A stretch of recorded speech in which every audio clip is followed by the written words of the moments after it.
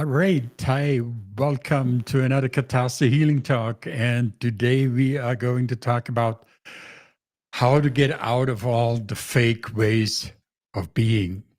This is taken from an excerpt from Kay's new book, The Weavings, Dawn of a New World. Now I got to see if I have a copy next to me. Yep. Here it is. And Kay and I have been talking about the healing talks and what how we should continue with them, and we will continue with the ancient teachings that are being brought back this year as we started next year. But as we in our conversation we talked about that song is really the most important thing in these teachings, and so we decided to take excerpts from the book that talk about that and do healing talks based on those excerpts and take it from there. So this is going to be a great show. And today, as I said earlier, this is about getting out of all the fake ways of being. And we're going to start out with Kay reading that passage from the book and then kind of take it from there. So hi, welcome again, everybody. And hi, Loris. How you guys? And of course, hi, Kay. Hi. And before we get into it, we starting these talks about song because in November next month we're going to offer another course called The Call of Your Song, another installment of The Call of Your Song. February. And February. Yeah, thank you. What did I say? November. I don't know how I got there. All right, February, of course. And with these talks about song, we wanted to give you a more in-depth idea about song and what's being taught there. So before we get into it, we'd really appreciate if you'd like, subscribe, comment, and share our channel and our videos. Helps us out a lot on YouTube. And let's get going. Okay. Let's see if I can pull this up on the screen, my screen at least, without anything else going wrong. We had a little flip out earlier. Okay. We're calling this the getting out of all the fake ways of being. It's coming from the chapter called Identity Foundation. And like Helmut said, that's the book that's called The Weavings, Dawn of a New World. So here we go. This is one of the chapters that is representing a particular symbol. And the symbol is about the foundations of what society should be and what humanity needs to grow into. We're like an infant race. We need to grow into this and start growing up and expanding our consciousness, paying more attention to about what is our identity. And so that's what this chapter is all about in great detail. And it says, quote, "This symbol gives us a chance to restructure our personal identity, peeling off this title of identity from the picture society gradually forced on you without your consent, a society that is stealing from you in all the important ways, stealing from all of us at every opportunity, and is habitually dishonest. We're going to be able to see all of this for ourselves. We're going to have to let go of our addiction. That's the word. To let go of our addiction to believing we are who they say we are. Now remember, since you were a child, you have believed who society said you were. You have grown up to believe those lies about yourself with its whole cloud of self-belittlement and fear and powerlessness. When you're busy believing all these debilitating ideas, you can't think past them. And more importantly, you can't feel past them. They override all of your perception. And then you surrender to them. You believe them. They are the lens through which we see that you see everything. And then you act them out. Are you secretly a puppet? Just another hidden in plain sight slave of the old system? But you can get out of all of that fake way of being. It starts with finding out who you are and what you really are. It's a feeling thing. You can never find it through thinking. Your mind is not the right tool here. This symbol advises that you're to come from your heart, to feel it. Get quiet in your mind. And then feel for something peaceful that is inside yourself, or a moment in your life when you felt happy, inspired, in love. This feeling is the feeling of your song, your beingness, your totality, and it always has been there. This feeling is who and what you really are, and is full of your aliveness, your consciousness, love, history, knowledge, mystery, magic. This is a feeling, an essence that is you, the core of you, through all time. You knew this when you were born. You knew who you were and what that feels like. And when you aim yourself inside, you will remember this symbol library, this symbol literature.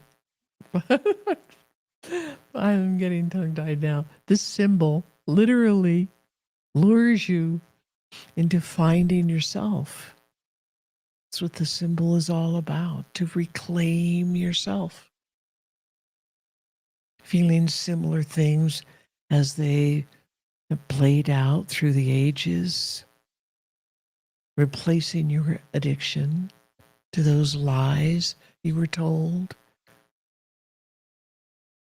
replacing it with the knowing and feeling your own song, its ancientness, its vastness,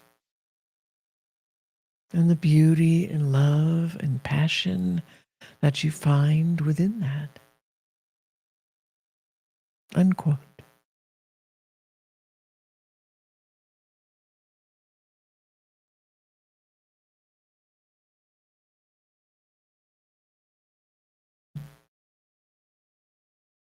Okay, what does that say to you? Anybody out there want to give a comment on that?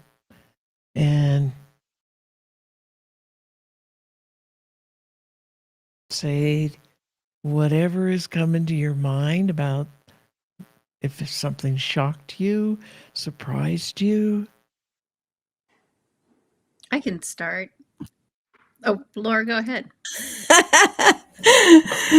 I'll start at least. So, I mean, I absolutely love this foundation, the identity foundation. The more I was weaving it, the more I understood that the identity foundation is the core for our society. If we think that we're small, if we think that we're limited, that goes all the way out into our society, and we live from that belief, that lie. And one thing that I noticed is that as I started to get to know my song and who and what I really am, that unique individual piece of creator, that I didn't fear my passion in life. And I think I feared it before, and I'm not going to elaborate on that, but you always teach us question everything. And when you're living small, you are living because you want to fit in, and you want to our society has us doing a ton of stuff that unless you question it, you're living from a small spot. But once you start perceiving that you're infinite and eternal and that you are powerful, then you can start to really live from your passion, and you can let go of your fears about aliveness, literally. So if you're thinking you're small, then you're not really feeling your aliveness, or you're trying to protect it rather than just sharing it with the world, that unconditional love that's really a part of you. There's just all this fear that's really limiting your experience. So as you get to know your song, you feel that aliveness has been around forever. And then you're not as scared to live. You're not as scared to bring that beauty into the world that you are. Um, it's it's hard for people, I think, to understand that they aren't living their aliveness. Well, wait a minute, I'm here, right? My consciousness is right here. And when you get to know your song, you realize you can choose to do fear-based stuff or alive stuff, passion, your unlimitedness, as opposed to all those fear-based things. And that all goes to your mind and your body and your feelings and your emotion. I mean, you have to explore all of those. Those are all part of who and what we are. And a lot of them have been dictated and reactive due to some beliefs about how small and limited we are. We don't need to hide our light. It's that light that's going to heal the world, heal this planet, heal humanity. Yeah, we are so much more. And until you get to know your song, that identity of who you are, and live from that perspective, well, then you're living from fear. And there are a lot of things in our society that, you'll hear people say, I just want to get back to where it was. Well, that's not a win-win-win. That's not based out of unconditional love. I mean, they feel like everything's just crazy, and it is. A lot of people are totally crazy because they don't know who and what they really are. They're living from fear. And that's been my experience, is that if I live from my light, if I live from that knowingness, I feel beauty. I feel gratitude. I feel that unconditional love that connects us all. So, yeah, I love the identity foundation. It's like if you think of a pyramid, it's almost like it's one of the blocks, the main blocks that can build an amazing future for our planet, for humanity. Did I miss anything? I'll say I just love these teachings because it's empowering. You don't have to live from smallness. And yeah, it's about exploring who and what you really are. What you got to say, Laura Caddy? Oh my gosh. Now I'm trying to remember what I have to say because I'm so listening to that because I love it. I was one of these people who wanted to save the world and didn't realize I had to save myself first in order to save the world. And in the book, the beautiful book full of poetry and knowledge and information and healing, on those pipes,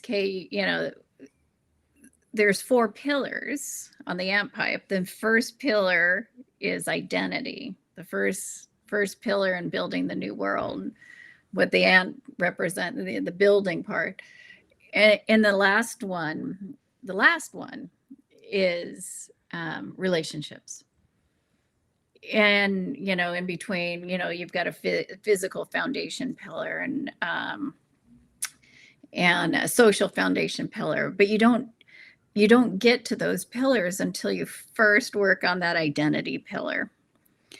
That's the first one, and that's what I didn't know, and that's what a lot of people I talk to don't, who want to come and do the weavings or do something else. It's like it starts with the call of your song, your song, learning who you are, and it's ever unfolding. I mean, that's one of the things I keep looking at over the years. I mean, just reading this chapter yesterday before we, talked about the thing, I had a whole nother aha about my song and my masks. And it's that word you said, addiction. It's like we talk a lot about these habits. We've created habits that develop masks and take us out of song. We've learned these habits, but I think this is, I know you've said addiction before, addicted to, to these masks, but in this one, we're talking about the addiction to being what other people want us to be, addicted to the fake, addicted to that. And I read that and I'm like, Kay never puts words in just to put words in. That's one of the things you always learn when you take classes for everything in the class. We're not in there, filling time and space. She packs a class and she packs a book, and every word is important. And so that word addicted. And so I'm like, so these masks, this way of being, and this mask, I'm addicted, which means I'm getting a Benny. It's just like addiction means you're getting a Benny. So it's not just a habit. I'm getting something from this. And I took the word and I walked around my house. I'm on 2 acres, so I can do that. And thought about that. And I am. And so here, 13 years in, I'm still having song unfolding, and mask understanding, in this deeper understanding of what, I mean, I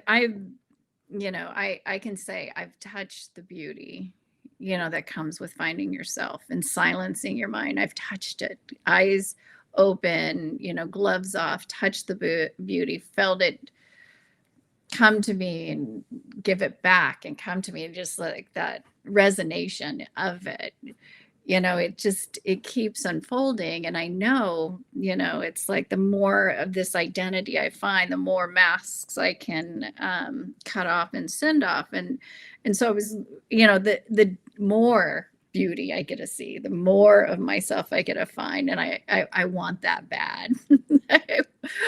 I want it so bad. And, and to see that I still had this, I could find that addiction. That addiction, I'm getting ready to do a family event, with, 40 of our closest relatives, and I could feel that addiction to being somebody they needed me to be for this event. I felt, the subtle different messages in my head. And and I was looking at what I was getting from that, and I was feeding different masks, that needed to feel safe or needed to not cause conflict. That's a big one. Not cause conflict, be the peacekeeper. Don't ruffle the feathers. And I'm glad I caught it now because I'm packing up a bunch of meat and I'm taking it with me. But it was, I just have to say, aside from that, this book is so beautiful, Kay. So beautiful. I mean, it's just like, that's like 3 to 4 paragraphs, in a book full of, 80 something pages. And it's just packed like that of insights where you can take one word and have, really look at it forward and backwards and have some sort of healing. I just thank you. It was a lovely moment yesterday, realizing that I it's not just a habit, but I do have some addictions that I wasn't aware of. And now that I am, I can do something about it. That's my thought.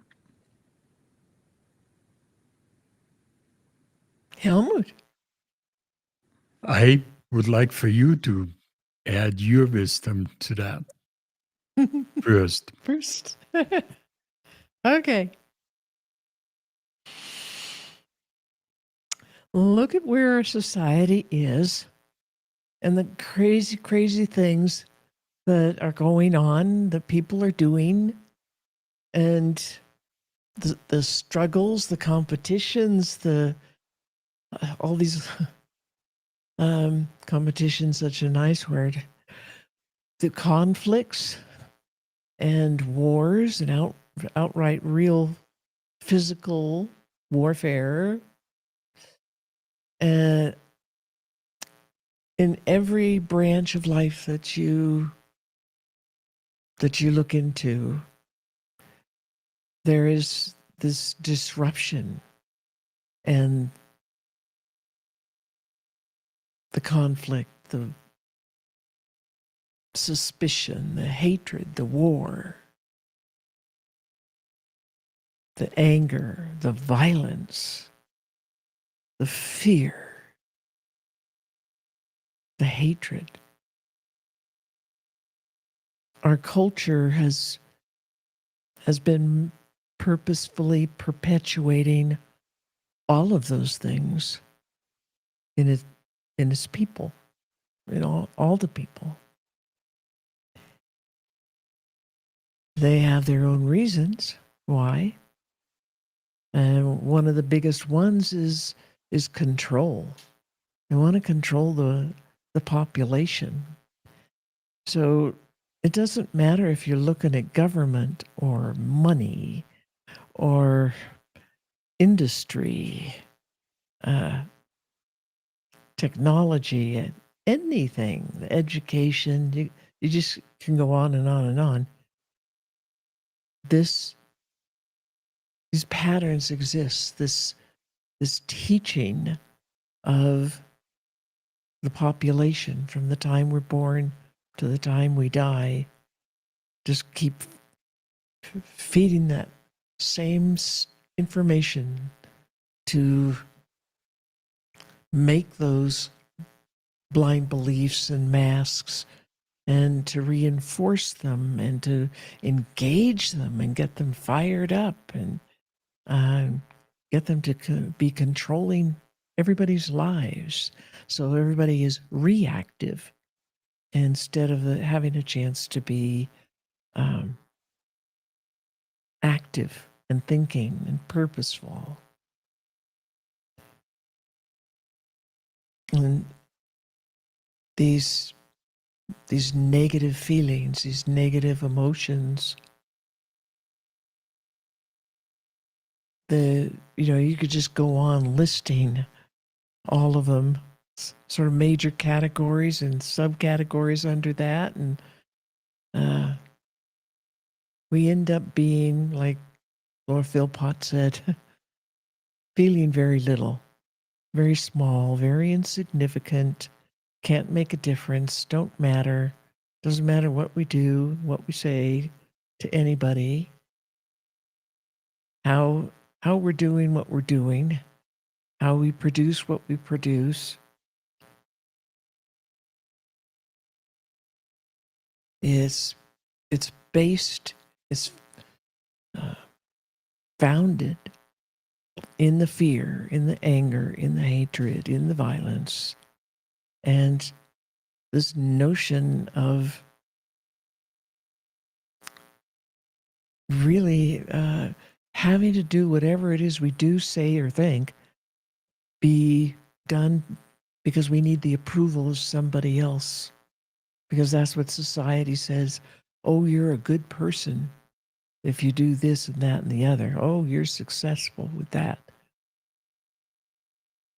We need that approval. We've been trained. We're addicted, and I do mean in all the senses of the word, addicted to this needing the approval, needing the acceptance, needing to be one of the gang or the special gang, the clique, be so-and-so's friend, make them think that we're this, is that, or the other that is supposed to be good or better than.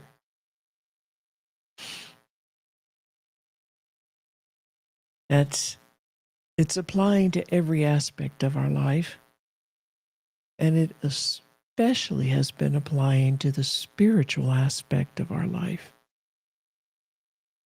Nobody out there in the regular world really talks about it. It's certainly not out in public, maybe in the private somewhere. But that's taboo. Anything spiritual is taboo. And what is spiritual? That is the unseen and the unknown and the non-linear and the non-material. And what the ancients say is that, yeah, right now we are living in a three-dimensional physical kind of world. And this is our place right now. While we're alive, we're experiencing this, having a lifetime here. But this is, when you take into account the whole universe, this physical aspect of the universe is really, really, really small. It's very small. It's very, very squared off, very linear, but just very materially oriented. Not in our part of this physical world. We're not looking into anything that is not material. We do look at some things that we can't really see, like electricity or something like that. But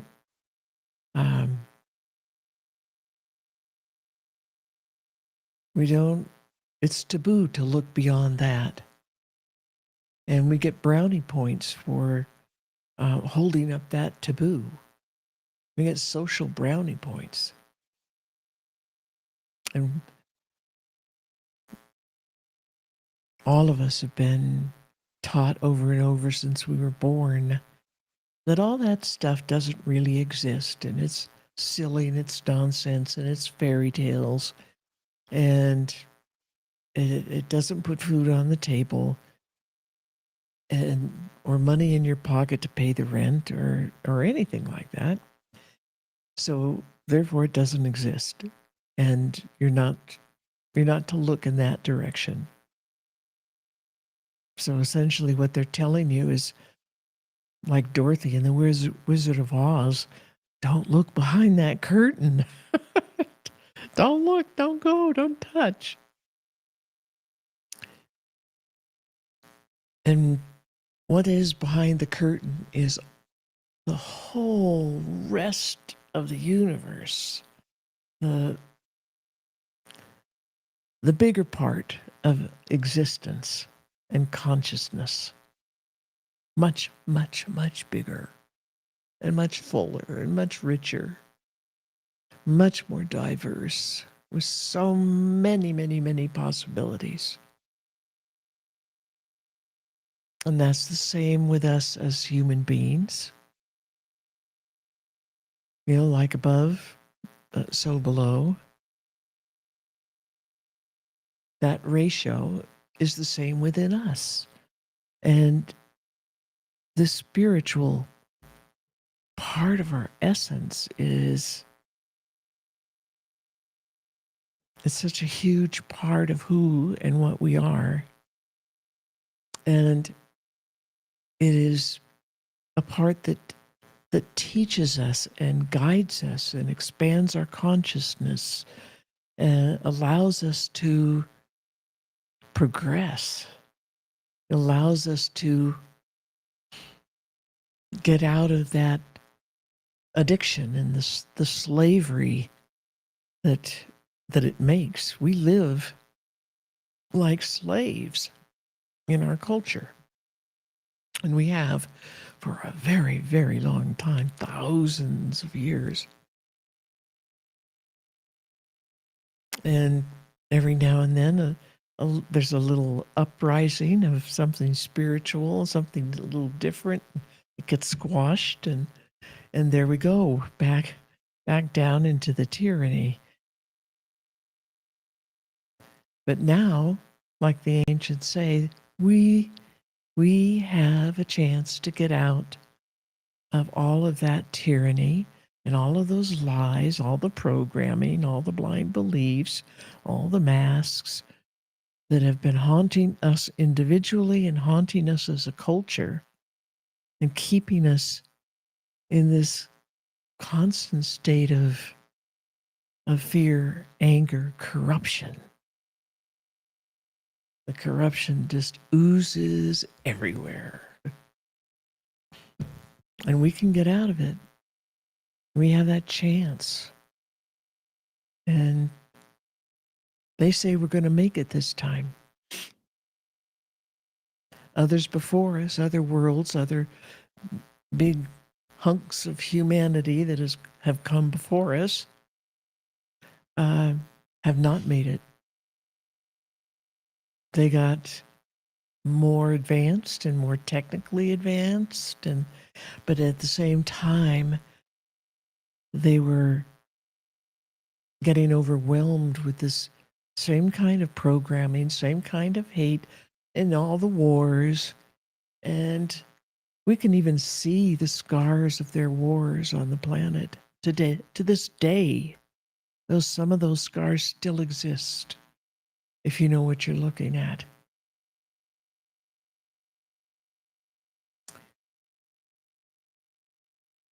But what they teach is if you just turn your attention inside yourself to that moment of happy, fun, excitement, some passion. So it could even be like when you were a kid, your first ride on a roller coaster that was super passionate, super exciting, very big adrenaline, and very happy.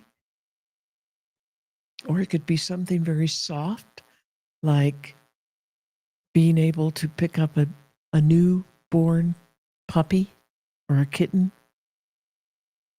and it just is so much love and so full of love and so just willing to give you this huge amount of love.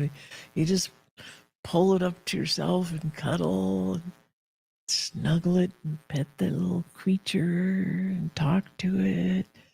And it's just showering you with this huge amount of love, unconditional, absolute unconditional love. Same with a newborn human. They don't have any masks and programming and blind beliefs and corruption. And they're just as pure as the driven snow. And you hold them and they just love, love, love, love, love. They are this huge bundle of love and beauty and peace.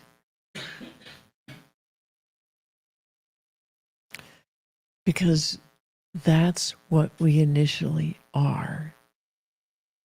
Everything in our universe, whether it's spiritual or it's physical, is born of love. It's all made out of love. Those were the original materials that created everything. And still to this day, creating more love and more love. And just the universe is just literally creating more of it. It doesn't run out. It doesn't burn out. It doesn't die. It doesn't wither away. The universe is creating more of it.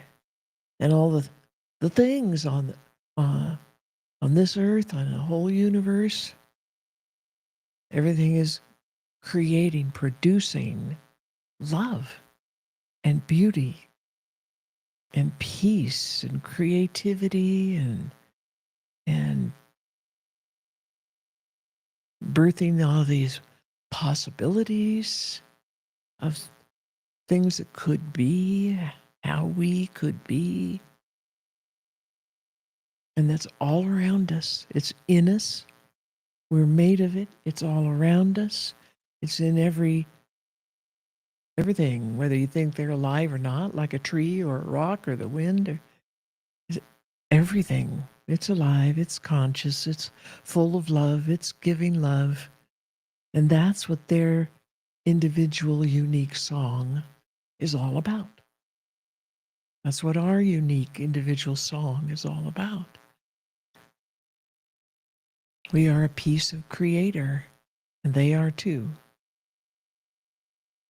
And that means we can create whatever we want. We've been conned into believing we need to create all this hate and suspicion and corruption and fear and little-mindedness and no, we don't.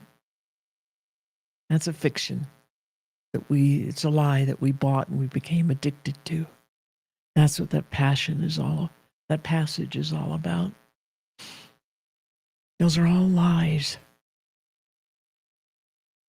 And we got conned. Now we're growing up and we know how to question, and we know how to look into that, past that, through it, send it away, let it be no more. And it's just a thought form. All of that is just a thought form. And everybody's making their thought forms all the time. And when they're thinking that kind of thing, feeling that kind of thing, they're making thought forms full of it. And thought forms like each other, and they glom together and make a bigger thought form. And then more comes along and they're bigger and bigger. And as long as we feed the thought form, it lives. And it keeps doing its thing and trying to con us. But if we don't feed the thought form, it dies away. Quite literally, it just disintegrates, just disappears. into nothingness because it doesn't have any real substance. It's just a thought form.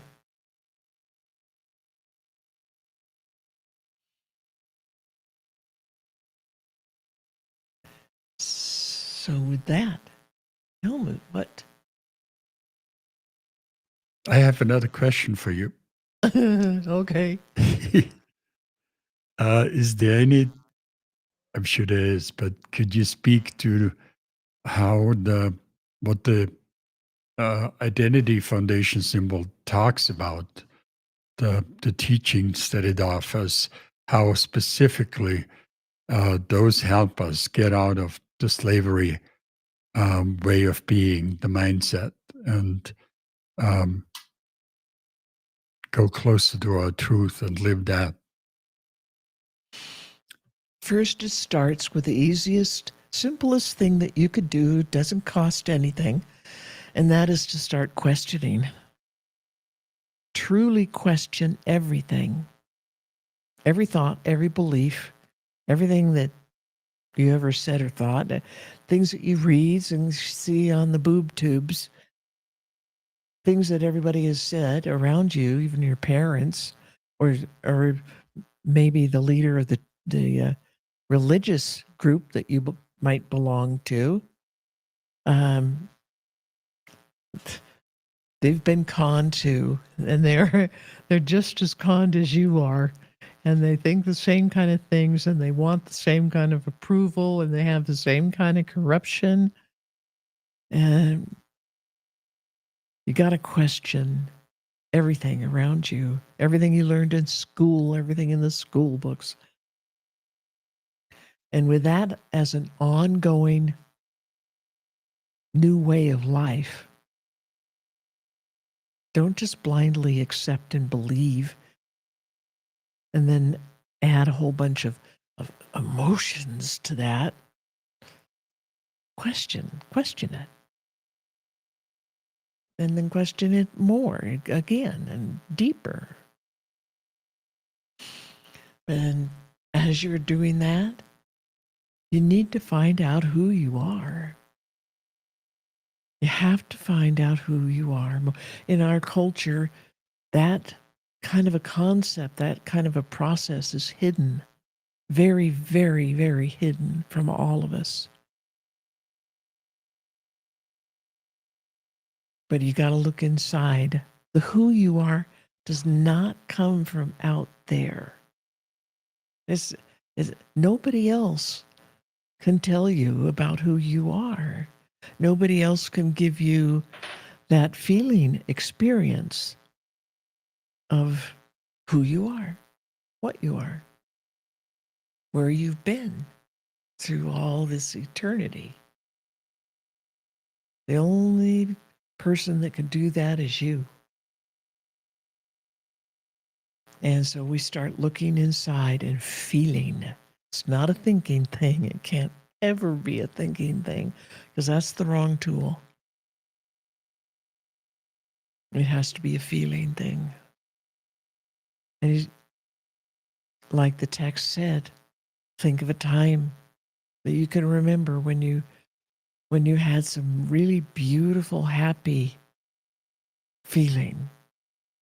Even if it was short, if you can remember it, if you could bring it back, if you could feel it again, think into the memory of it.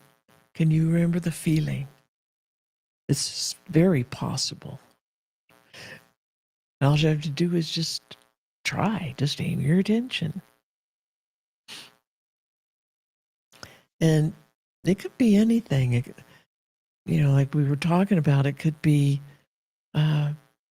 something that you were playing at when you were a little kid, something surprising, exciting, and fun that happened. Maybe it's something that you produced. Maybe it's an piece of art, and that you felt so at peace, out of time, and at peace, and very happy, very beautiful, very full. None of these negative feelings sneaking in anywhere. You're just making that art, and it just feels so good, and it's a beautiful piece of art. And that's one of those memories you could tip back into. Falling in love with a puppy or a kitty or a baby, giving birth to a baby, your own baby. And falling in love, even if the only one that you can remember was in high school or junior high or something, when you got a big crush on somebody. I mean, a really big crush, and you could feel it. It was just so big and so warm, and your heart was going to explode. Or when you're an adult and you're falling in love and you got the same crazy, gushy love feeling again, and thinking about that person and how that makes you feel, and all those feelings of happiness, beauty, love, excitement that's happy and beautiful and full of love. All those things, it's not something that comes from outside of you. It's not coming from somebody else, even though, you're looking at that gorgeous person and everything that they do, and it's not something that is them or about them, or this is a feeling that is erupting out of you. This is a feeling from the spiritual core of yourself. And that is your song. That is you. That's the feeling of you. The bare bones core feeling of your song is that crazy in love, beauty, excitement, peace, all rolled into one. That's who you really are. That's your unique feeling, your unique signature. Your signature, the signature of anything is what it feels like. Just like a dog. You're looking at a dog and you're thinking about it, but you're feeling it. It has dogness. That dogness feeling, that's its signature. And it's a really different feeling than, say, the tree that he's standing near. That tree has its own signature, which is a tree signature, and the own personality of that tree and everything is part of that signature. And you can feel that. In the same way you could feel your signature, the feeling that is you. That beauty, that love and excitement that got turned on by that delightful person that you fell in love with, or that delightful, fun, whatever that was happening, or your artwork, or the doing that artwork. Whatever kind of art that was, painting, music, sculpture, writing, anything. If it gives you that kind of a feeling, that's telling you something about yourself, your song, your own history through Earth lifetimes, through other lifetimes out in the cosmos, on different planets and places. We have been around the bush for a really long time, and we've done so many different kinds of things, and we've been so many different kinds of things in the different lifetimes that we have have explored, and we hold those memories in our song, in the feeling of that love and that beauty, that excitement. The Hedika's tradition, the Katasi tradition, has a ceremony. It's the most important ceremony, and it's the very first one of their tribe that they ever teach anybody, and they teach it to little kids. And they do it all, any excuse they get, they do another song ceremony. And in this song ceremony, you're finding those memories of the beautiful moments, or maybe it's that in love feeling, whichever it is. Maybe it's because you love nature so much, and you have this great garden, and you plant all these flowers and nature, and you're nurturing it, and there it is. Things are blooming, or maybe something in your garden bloomed out of season, and it's there as a surprise, and you get that feeling, that excitement, love, full heart, beautiful feeling of that flower, and how to get here, and it's giving you such a beautiful, loving experience. The feeling of that experience, that's your song. When you're doing that artwork, you're doing that gardening, you're playing that music, even if you're not the artist playing or writing the music, maybe you're listening to some fabulous piece of music that just sends you, just fills your heart, takes everything bad out of you, and just you're not thinking or feeling any of that crap anymore. You're just in the middle of the beauty, in the feeling of that beauty. That is your song. That's the truth of who and what you are. It's the feeling of your beingness, your signature, unique and individual, your piece of creator. That's who you are. And you can go back to it and back to it and back to it as often as you want. And pretty soon, you're feeling it all the time through the day, and all that crappy stuff, all the lies and the programming and all the corruption, it just melts away because you didn't feed it. It's the beast you did not feed. So it disappears. Doesn't hurt you anymore, doesn't hurt anybody else anymore. It's not a thought form anymore.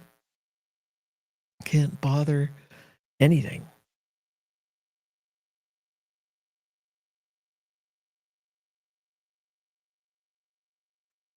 So how was that?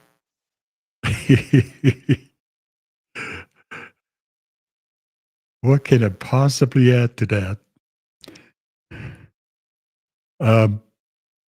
There's something. If you want to learn more about the ceremony Kate just talked about and be guided through it, and with a bunch of other people together, and really, really learn it and learn to live it, you can join the call of your song.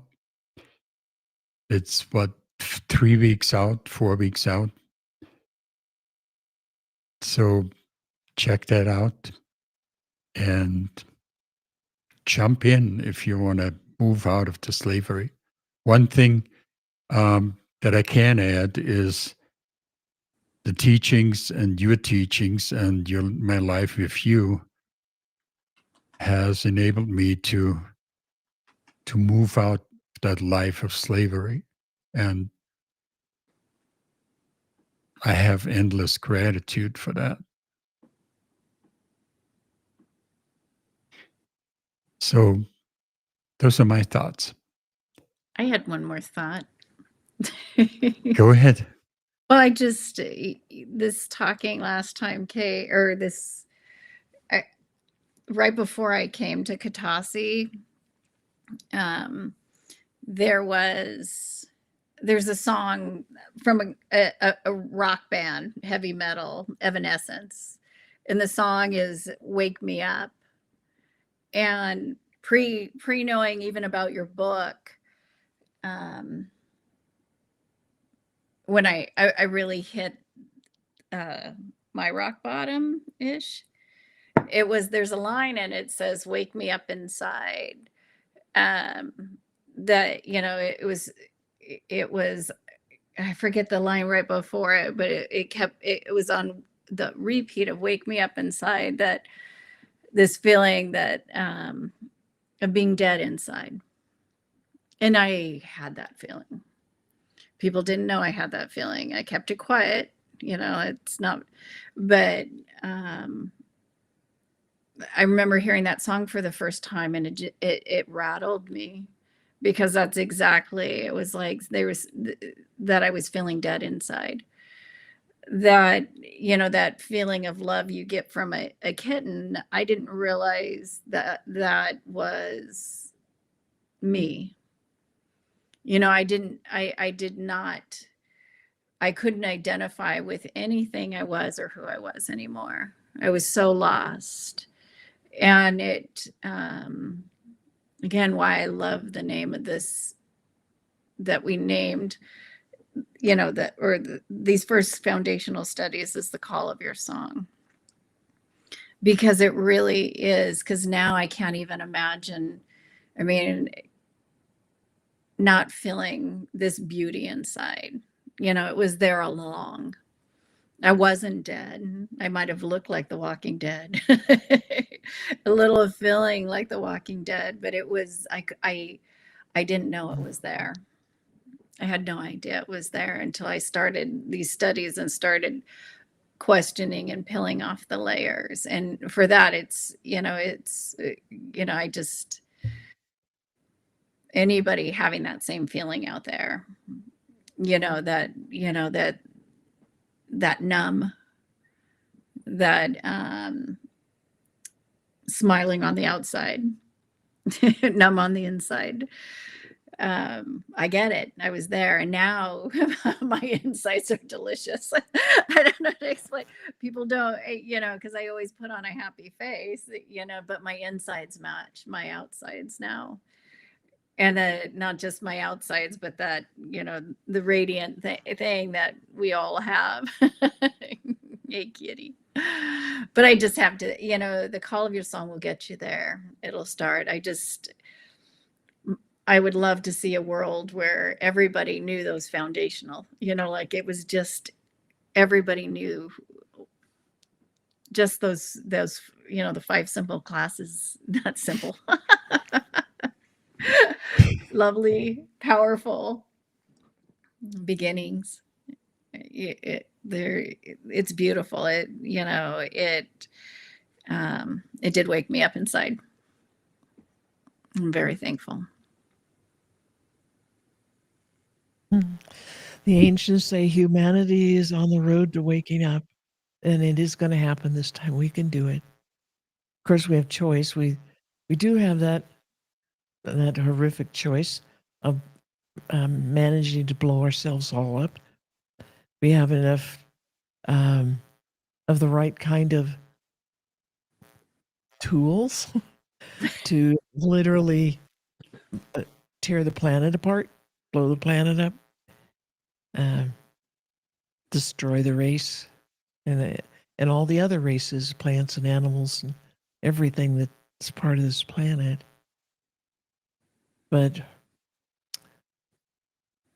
they say we're going to make it. They believed in us, and I see it myself. I see the changes that have steadily been happening, growing through the years.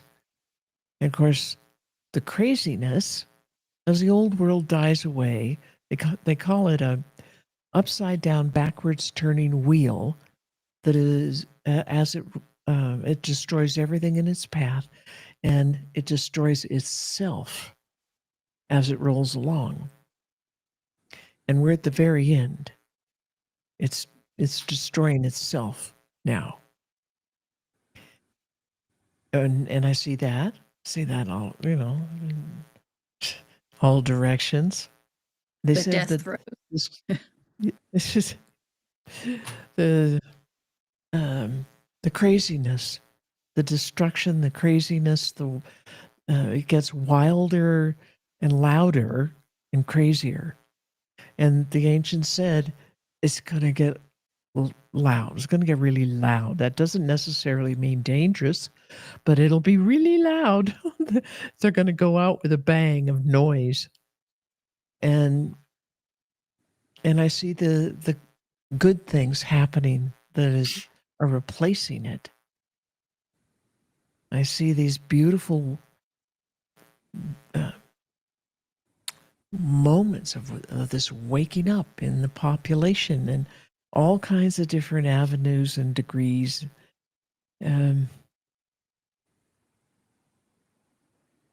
That is just so beautiful.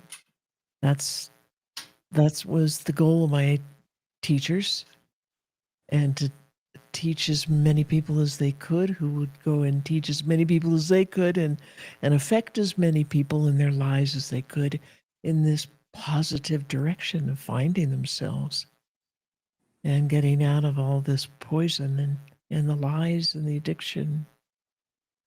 It's happening.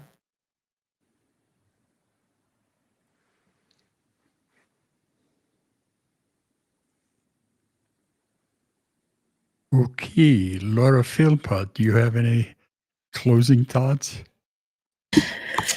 Yeah, I'll add one kind of sentence. The more you get to know your song, it leads to self-love and complete self-acceptance. And then when you feel that, know that, and if there's anything other than that, then you know it's the insane, crazy world. And it actually, that means nothing, that the opinions of this crazy backwards world means nothing. But knowing your song is a foundation. Truly, knowing your identity is a foundation. Thank you. Thank you, everybody. Well said. Beautiful talk. Thank you. Thanks, everybody, for joining us live. And for those listening later, thank you too. We see you next time. Thank you all. Thank you. Love you. Love you all. Bye-bye. Love you all.